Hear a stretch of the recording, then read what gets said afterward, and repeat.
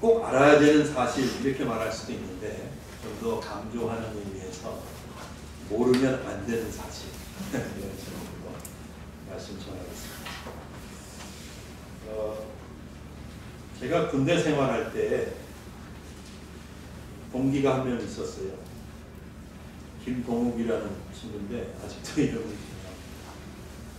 이 친구는 무슨 얘기를 하려고 하면 꼭 이렇게 질문을 먼저 해요.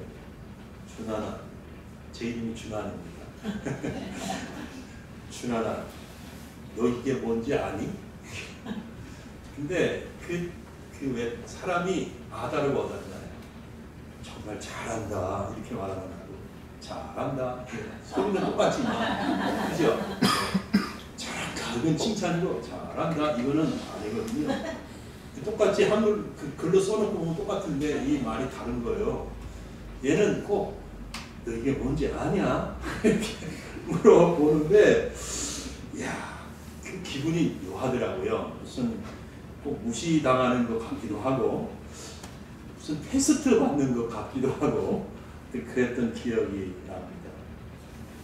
오늘 본문 보면 사도 바울께서 고린도 교회 성도들에게 알지 못하냐라고 묻습니다. 여러분 그런데 이 질문은 고린도 교회 성도들을 무시하는 것은 아닙니다. 그리고 테스트하고 있는 것도 아닙니다. 바울은 고린도 교회 성도들에게 아주 중요한 사실, 정말 모르면 안 되는 진리를 다시 상기시켜 주고 있습니다. 여러분 사실 그것은 하나님의 성도들인 우리도 모르면 안 되는 것입니다. 우리도 꼭 알아야 돼요. 꼭 알고 있어야 할 진리인 것입니다. 머리로만 알면 안 되고 내 생활 속에서 이 진리를 따라 살아야 하는 아주 중요한 진리라고 말씀드릴 수 있습니다. 그것들이 무엇일까요? 본문을 살펴보겠습니다. 먼저 내 몸이 성령의 전이라는 사실을 모르면 안 됩니다. 내 몸이 뭐라고요? 성령의 전. 19절입니다. 너희 몸은 너희가 하나님께로부터 받은 바 너희 가운데 계신 성령의 전인 줄을 알지 못하느냐. 우리가 예수님을 구주로 믿고 고백하면 성령님이 우리 안에 들어오십니다. 다 아시죠? 그리고 떠나시는 것이 아니라 그 순간부터 우리 안에 성령님이 사시기 시작합니다. 즉 우리 몸은 하나님의 성령이 거하시는 집인 것입니다. 성령님은 거룩하신 분이기 때문에 그분이 거하시는 집인 우리 몸은 성전이 되는 것입니다. 우리가 이 사실을 모르면 절대로 안 된다고 말씀드리고 있습니다. 항상 기억하고 있어야 합니다. 우리 삶의 매 순간 이 사실을 기억하고 의식해야 합니다. 어떤 생각을 하고 있든지 내가 어떤 일을 하고 있든지 어떤 활동을 하든지 내 몸은 성령님이 거하시는 성전임을 알고 있어야 합니다. 또한 여러분들이 어떤 장소에 가시든지 어떤 사람을 만나고 있든지 나는 성령의 전이다. 이 사실을 잊으면 안 됩니다. 더불어 중요한 것은 내 몸이 성령님이 거하시는 성전이라는 사실이 내가 어떻게 살아야 할지를 결정하는 아주 중요한 요인이라는 거예요. 여러분 우리의 삶은 크게 두 가지로 나눠볼 수 있어요. 하나는 외부로부터 무언가를 계속 받아들이는 겁니다. 외부로부터 들어오는 모든 정보들이 내 안에 쌓입니다. 그리고 내 안에 뭔가를 이루시고 뭔가 결정합니다. 또 다른 하나는 내가 내 속으로부터 무언가를 계속 밖으로 내놓는 것입니다. 이렇게 두 가지로 되어 있다고 생각이 돼요. 먼저 외부로부터 무엇인가를 받아들이는 거, 그거 한번 생각해 보겠습니다. 잘 아시는 대로 사람이 모태에서 처음 나왔을 때는 백지 상태이죠. 아무것도 없습니다. 아무런 지식도 없고 아무런 의식도 없습니다. 어떤 생각도 없습니다. 사실 엄마 아빠 얼굴도 모릅니다.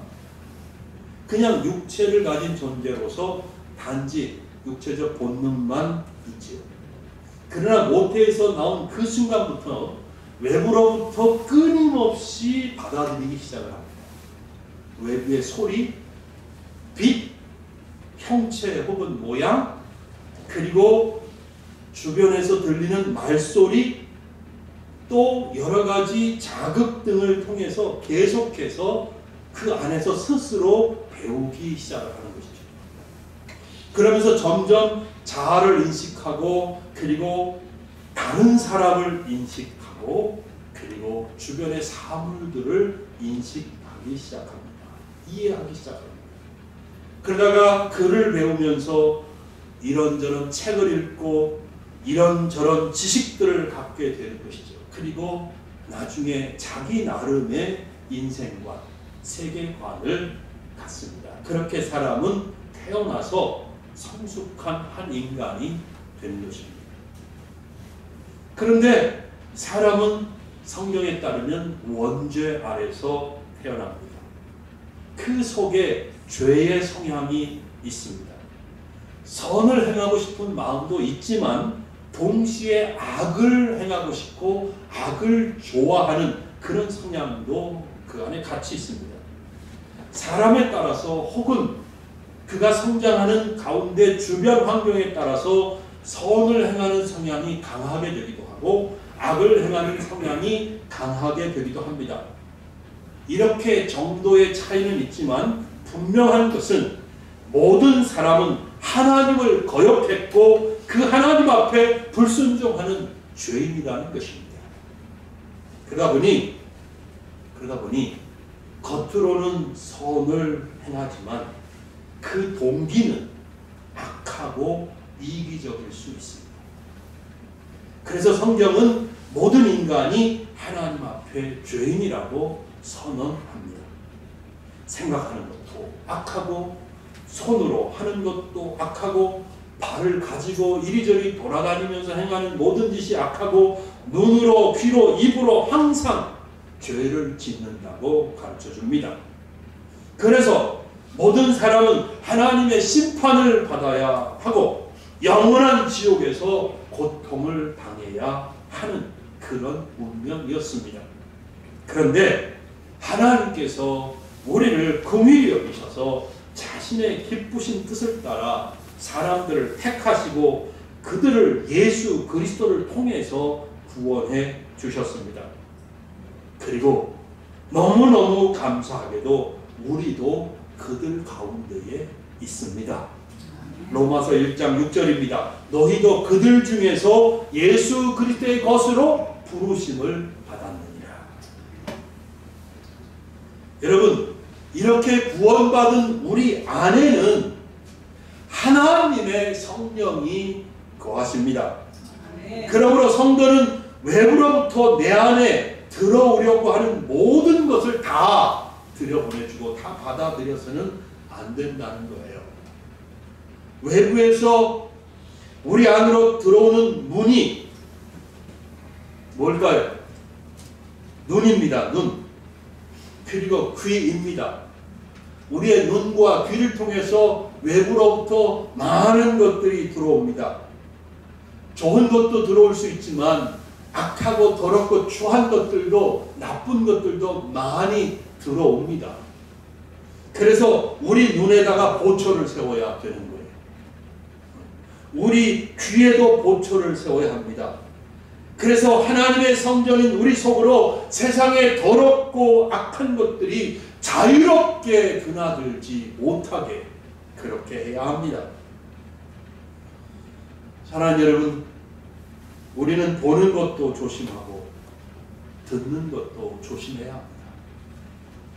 지금 우리가 살고 있는 세상은 하나님의 성도로서는 보지 말아야 하고 듣지 말아야 할 것들로 가득가득 차 있습니다. 그래서 정신을 차려야 합니다. 영적인 강둑을 높고 견고하게 세워둬야 합니다. 그렇게 하지 않으면 더럽고 악한 세상의 것들이 보터진 강물처럼 마구마구 우리 속으로 밀려올 것이기 때문입니다. 그렇게 되면 여러분 우리 영성을 다 잃어버리게 됩니다. 교회는 오지만 하나님 믿는 사람인지 안 믿는 사람인지 구별할 수 없을 정도로 그렇게 우리가 뒤로 밀려 떠내려갑니다. 하나님을 경외하는 마음이 사라집니다. 예배요? 별로 관심 없어집니다. 죄된 것에 더 매력을 느끼게 돼요. 악한 것이 더 땡겨요. 성령 충만하지 못합니다. 능력 있는 성도의 삶을 사는 것이 불가능해집니다. 그렇기 때문에 고초를 세워요. 마구 들어올 수 있게 허락해서는 안 됩니다. 우리 속에는 좋은 것들을 계속 공급해 줘야 합니다. 그것이 뭐예요? 하나님의 말씀. 우리 심령 속에다가는 하나님의 말씀을 계속 집어넣죠. 계속 하나님의 말씀을 먹어야 돼요. 계속 하나님의 말씀을 들어야 돼요. 하나님의 말씀이 계속 들어올 때 우리 속에 더러운 것들은 자꾸 씻겨나가고 우리 속에 악한 것들은 권세를 잃어버리게 될 거예요. 우리는 정말 매일 하나님의 말씀을 먹고 마셔야 합니다. 그리고 사도 바울께서 말씀하신 대로 늘 참된 것 이런 거 생각해요. 경건한 것 생각해야 돼요. 늘 옳은 것만 생각해야 되고 정결한 것을 관심을 갖고 생각해야 돼요.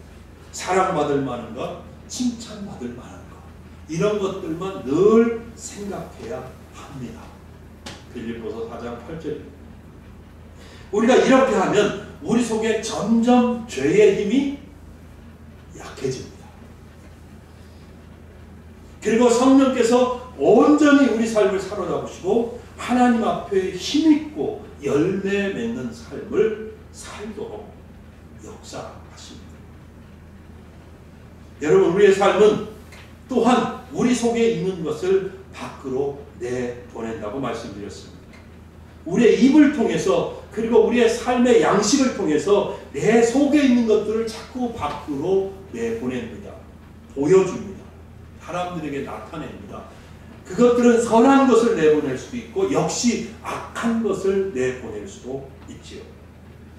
사실 위에서 말씀드린 대로 더럽고 악한 것들이 들어오지 못하게 계속 차단하면 우리 속에는 점점 선한 것, 거룩한 것, 영적인 것이 점점 높이 쌓이고 그 쌓인 것으로부터 선한 것이 나올 수밖에 없습니다.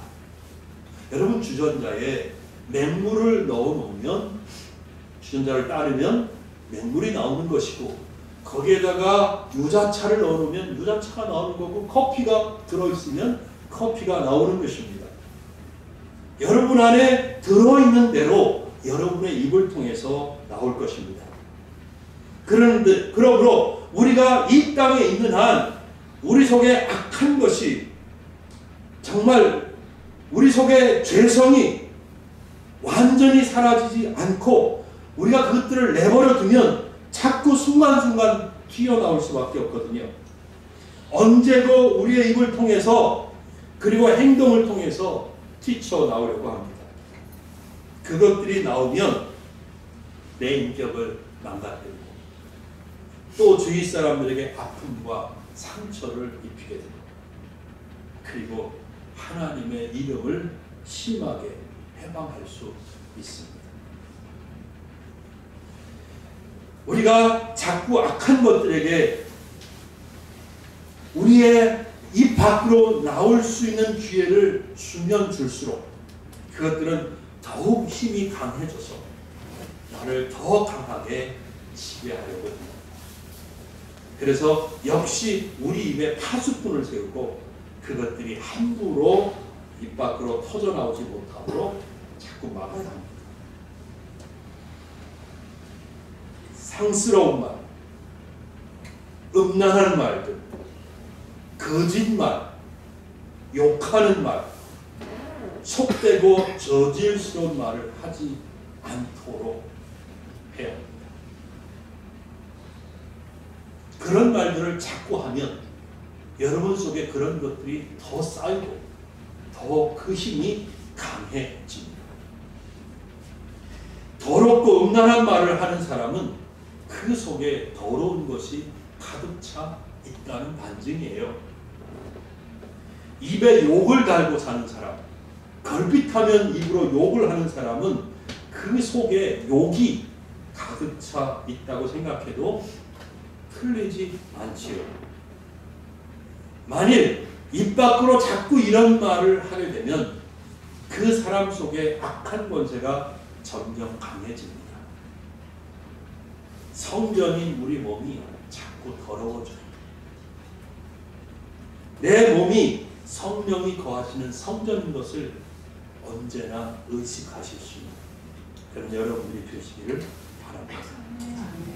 두 번째 모르면 안 되는 사실은 우리는 내 삶의 소유권이 하나님께 있다는 사실을 모르면 안 됩니다. 나는 내 것이 아니야. 내 인생의 주인, 내 삶의 소유권은 하나님께 있습니다. 19절 하반절부터 20절 전반절까지 보면 너희는 너희 자신의 것이 아니라 값으로 산 것이 되었으니 라고 말하고 있습니다. 너희는 너희 자신의 것이 아니라고 분명히 말합니다. 이거 여러분 오늘 꼭 아셔야 돼요. 모르면 나는 내게 아니야. 내 인생의 소유권은 내게 아니야. 내 삶은 내가 주인이 아니다. 이거 꼭 아셔야 된다는 거예요. 아멘? 네. 그러면 나는 누구 거예요? 그러면? 예, 답을 먼저 아십니다. 누군가가 값을 주고 나를 사셨잖아요. 누가 값을 주고 나를 사셨어요? 하나님이 그렇게 하셨습니다. 하나님께서 나를 값 주고 사셔서 하나님이 나의 주인이 되시는 거예요. 이 말이 무슨 말인지 대부분 이해하실 거라고 생각합니다. 그런데 혹 그렇지 못한 분들을 위해서 설명을 좀 드려보면, 여러분 우리는 죄로 인해서 마귀의 손아귀에 잡혀 있었습니다. 마귀의 손아귀 아래서 종으로 살았습니다. 그때 우리는 하나님의 원수였습니다. 우리가 생각하는 것, 행하는 것 모두가 하나님 보시기에 악할 뿐이었습니다. 그래서 우리의 운명은 영원한 저주와 지옥의 형벌이었죠. 그런데 하나님께서 우리를 사랑하셨습니다. 아멘.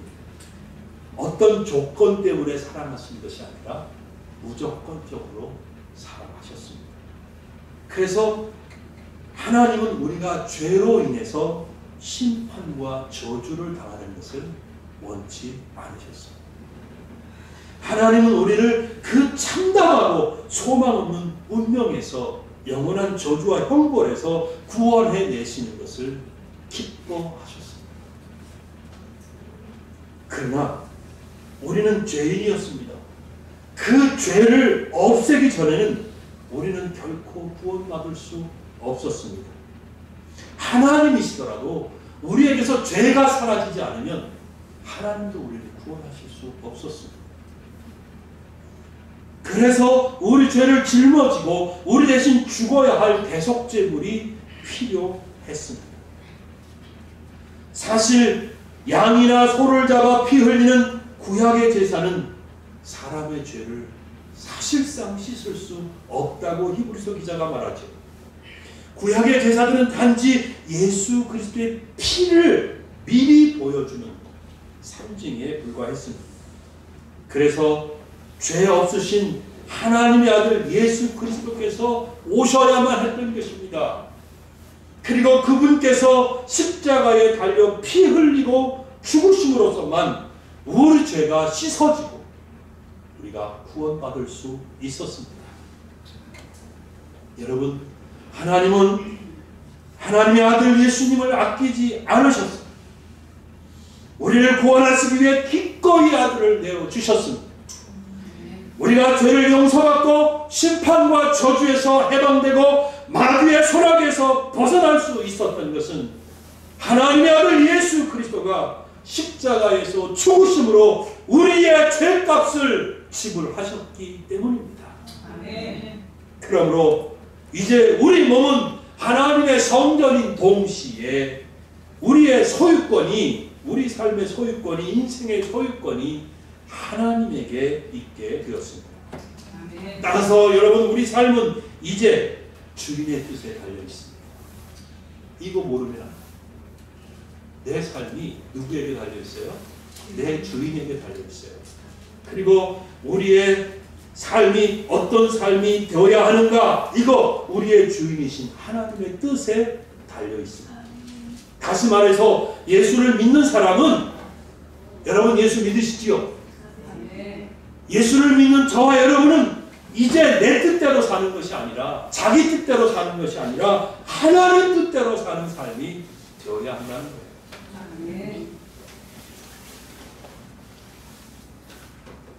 그래서 요즘 제가 가끔 이렇게 보면 내가 가수가 됐었으면 좋겠어요. 생각해요. 가수가 됐으면 내가 특별히 훈련을 받고 가르침을 받고 연습을 많이 하고 그랬으면 꽤 괜찮은 가수가 될 수도 있지 않았을까? 그런 생각을 해봅니다. 그럼 우리 주영 엄마 덜 고생시킬 수 있었을 텐데 그런 생각을 해보긴 해요. 또 제가 그 왜 중고등학교 시절에 교회에서 크리스마스 되면 막 연극하고 그러잖아요. 그 제가 항상 주인공을 했거든요. 제가 연기도 만약에 배워서 열심히 해본다면 연기도 잘할 수 있었을 것 같아요. 그러면 뭐 지금 뭐 유명한 배우 반열에 들어있을 수도 있지 않을까 그런 생각을 해봅니다. 그런데 저를 향하신 하나님의 뜻은 말씀을 전하는 사람이었습니다. 대학교 4학년 때 저는 그것을 깨달았어요. 그리고 결정을 하고 목회자가 된 것이죠. 그러면 여러분 이미 다 성인이시고 이미 다 무엇인가 되어 있고 지금 무엇인가 새로 된다는 것은 사실 쉽지는 않지만 이제 그럼에도 불구하고 저와 여러분의 삶은 하루하루 내 마음대로 사는 삶이 아니고 하나님의 뜻대로 사는 삶이어야 하는 거예요. 그러면 우리를 향하신, 우리를 소유하신 하나님께서 우리를 향하여 가지신 뜻이 무엇입니까? 답을 드리면 20절이 그 답입니다. 한번 같이 읽어볼게요. 시작.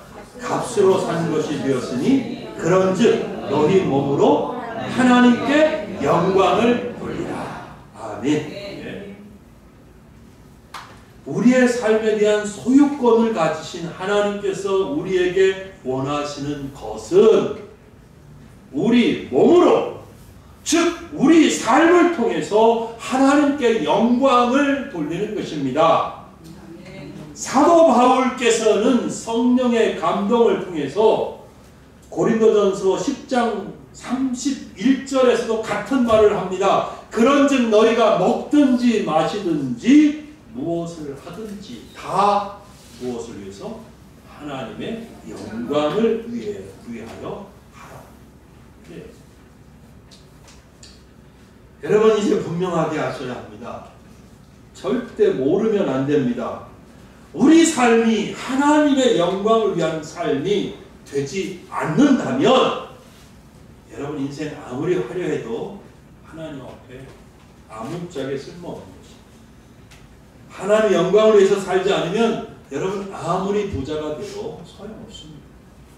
아무리 권세를 누려도 아무리 선한 일을 많이 했어도 여러분이 하나님의 영광을 위해서 살지 않으면 심지어 평생 동안 주일을 한 번도 빼먹지 않고 예배에 참석해도 아무 의미 없는 삶이 되어버리는 겁니다. 기억하셔야 돼요.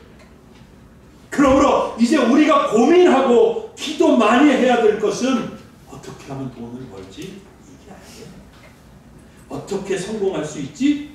어떻게 하면 내가 편한 삶을 살 수 있지? 어떻게 하면 내가 남들이 더 부러워할 만한 그런 삶을 살까? 이런 거는 더 이상 우리의 고민이 될 수가 없어요.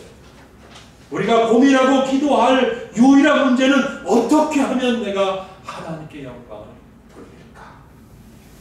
그것입니다.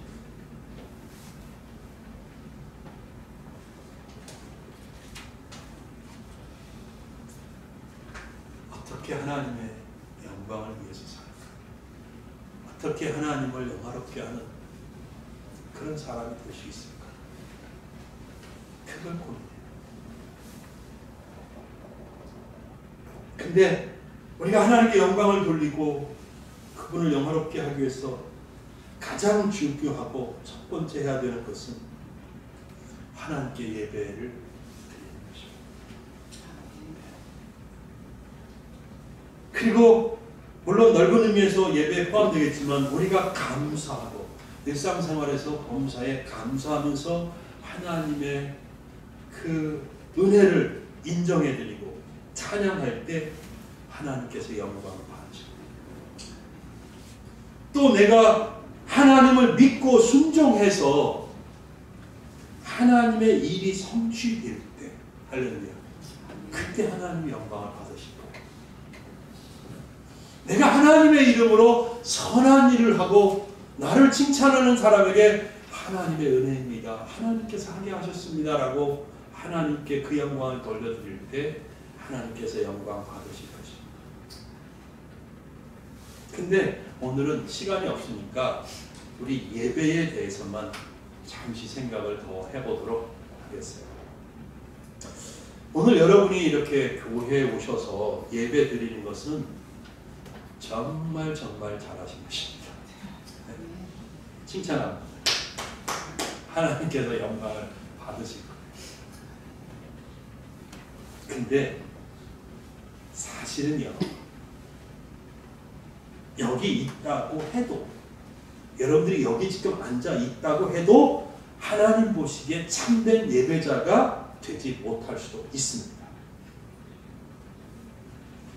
여러분이 만일 하나님만 바라보면서 예배에 집중하지 않는다면, 찬송을 정말 온 마음을 다해서 부르고 기도 시간에 기도하는 일에 집중하고 말씀 듣는 시간에 말씀을 귀 기울여 듣고 하나님 앞에 온 정신을 집중하고 마음을 쏟아부어서 예배 드리지 않는다면 하나님 눈에 참된 예배자가 아닐 수 있다는 말씀입니다.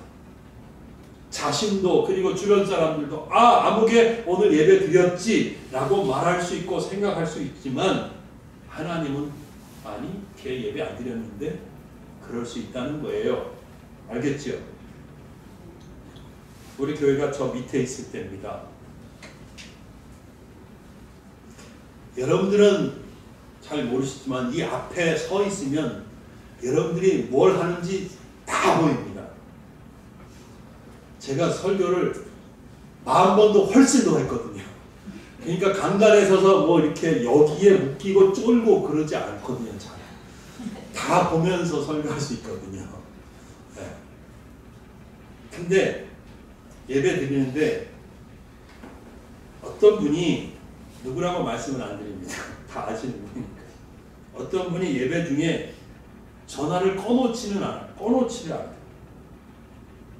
전화벨이 울리게는 해놓지 않으셨어요. 전화벨이 예배 중에 따르르 하고 울리지는 않습니다. 근데 예배 드리다가 제가 설교하고 있는데 갑자기 벌떡 일어나가지고 막 전화기를 들고 밖으로 나갑니다. 황급하게 나갑니다. 평생에 한 번 그랬으면 정말 중요한 전화였는데 안 받으면 안 되는 건가 그랬겠죠 제가. 근데 거의 매주에 종종 그럴 거예요.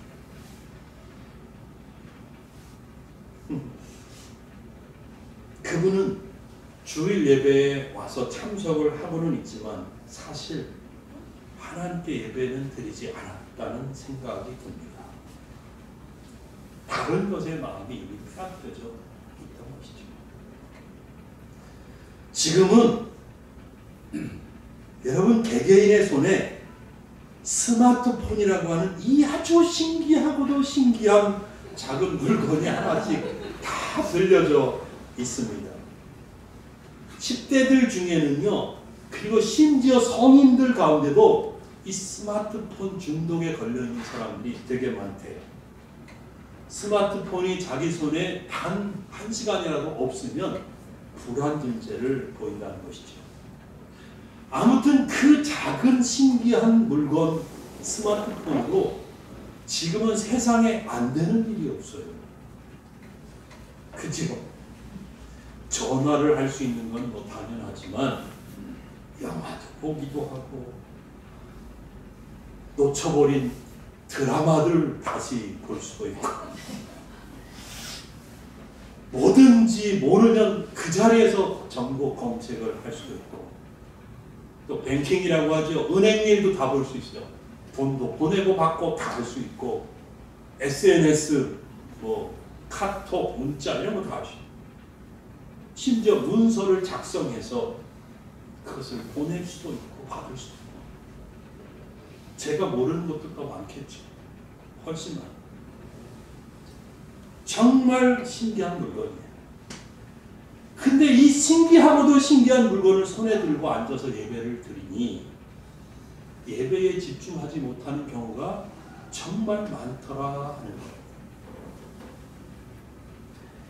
당연히 예배가 예배되지 못하고 하나님께서 영광을 받으실 수 없는 예배가 되어 버린다는 거예요. 정말 안타까운 일이 아닐 수 없습니다. 그 이외에도 예배를 온전히 드리지 못하는 경우가 참 많은데 여러분 우리는 예배 드리다가 가급적이면 움직이지 않는 것이 좋다고 생각합니다. 예배 전에 화장실 다 다녀오고 전화기도 좀 꺼놓고 그리고 목마르지 않게 물도 다 마셔두고 예배 전에 내가 처리해야 할 일들을 다 처리하고 예배 드릴 때는 정말 그 예배에만 집중할 수 있도록 예배를 잘 준비하는 것이 정말 중요하다 하는 겁니다. 제가 이런 말씀을 드리는 이유는 하나님께서 우리 예배를 통해서 영광을 받으시기를 기뻐하시기 때문입니다. 하나님이 영광 받으시기를 기뻐하십니다. 근데 그것뿐이 아니에요. 우리가 온전히 예배 드릴 때 그 예배 가운데 하나님이 역사하신다. 예배 드릴 때 하나님 앞에 온 마음을 쏟아부어서 찬양을 드릴 때 하나님께서 치유를 일으키실 수 있다는 거고 우리 삶의 무너진 부분들을 회복시켜 주실 수 있다는 겁니다. 아멘. 말씀을 들으면서 아멘 아멘 하면서 집중해서 기울여 말씀을 들을 때 그 아멘을 통해서 더러운 악한 영들이 떠나가고 여러분 삶의 기적이 일어나고 하나님의 능력을 경험할 수 있게 된다는 사실입니다. 아멘. 우리가 온전히 예배드릴 때 하늘로부터 하늘의 신령한 은혜와 복이 우리 가운데 임합니다. 여러분. 아멘. 그런데 예배드린다고 앉아서 온전한 예배를 드리지 못한다면 어떻게 되겠어요? 하나님께서 주시려고 하셨던 그 모든 은혜와 축복과 능력이 사라져버리지 않겠습니까? 얼마나 안타깝습니까?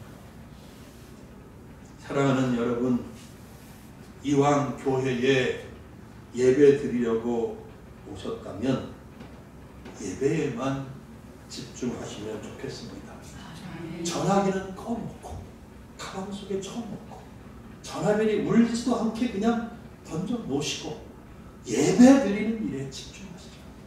화장실 다녀오십시오. 물 미리 마련해 두십시오. 중간에 목이 마를 것 같으면 물을 한 컵 갖다가 옆에다 놓고 예배를 드리시고 그렇게 하셨으면 좋겠어요. 왜냐하면 너무너무 예배가 중요하기 때문에 예배를 통해서 하나님의 영광을 받으시기 때문에 그리고 예배를 통해서 하나님이 우리 속에 우리 삶 속에 역사하시기 때문에 예배에 온 정성과 뜻과 마음을 다 쏟아 부어야 하지 않겠습니까? 이제 말씀을 맺도록 하겠습니다. 사랑하는 여러분, 이 세상에는 정말 많은 지식이 있습니다. 그 누구라도 세상 모든 지식을 다 가질 수는 없습니다. 그래서 사람마다 자기가 관심 있는 것을 공부하고 배우지요. 그러나 자기 전문 분야라고 해도 모든 것을 다 알고 다 잘할 수는 없을 겁니다. 그러나 누구에게나 이 세상 사람 모든 사람이 알아야 하는 필요한 지식이 있습니다. 국경을 넘어서 피부색을 초월해서 그리고 문화를 초월해서 그리고 성을 초월해서 나이를 불문하고 모든 이 세상 사람들이 알아야 하는 꼭 필요한 지식, 모르면 안 되는 지식이 있습니다. 이 지식이 없으면 망합니다. 이 지식이 없으면 인생 종치는 것입니다. 아무 의미 없습니다. 이 지식은 뭘까요? 구원의 지식. 예수 그리스도를 통해서 하나님이 나를 구원해 주신다고 하는 이 구원의 지식입니다. 이거 없으면 여러분 인생 아무것도 아닙니다. 저 바닥에 기어다니는 벌레만도 못한 인생이고 그리고 마른 막대기만도 못한 무의미한 인생일 수밖에 없습니다. 또한 여러분, 구원받은 사람이 모르면 절대 안 되는 지식이 있습니다. 꼭 알아야 되는 지식이 있습니다. 그것은 바로 성도의 몸은 성령이라는 것, 성령의 전이라는 것, 성령이 거하시는 성령의 전이라는 사실 모르면 안 됩니다. 그리고 성도의 삶은 하나님의 것이기 때문에 하나님의 영광을 위하여 살아야지, 그렇지 않으면 아무것도 아니라는 사실을 꼭 아셔야 합니다. 이 지식을 가진 사람은 복된 사람입니다. 이 지식을 못 가진 사람은 세상에 가장 불쌍한 사람입니다. 여러분은 이 지식을 가지실 수 있기를 주의 이름으로 축원합니다. 아멘. 이제부터 여러분 우리 모두 하나님의 영광을 위해서 살아갑시다. 아멘. 기도하겠습니다.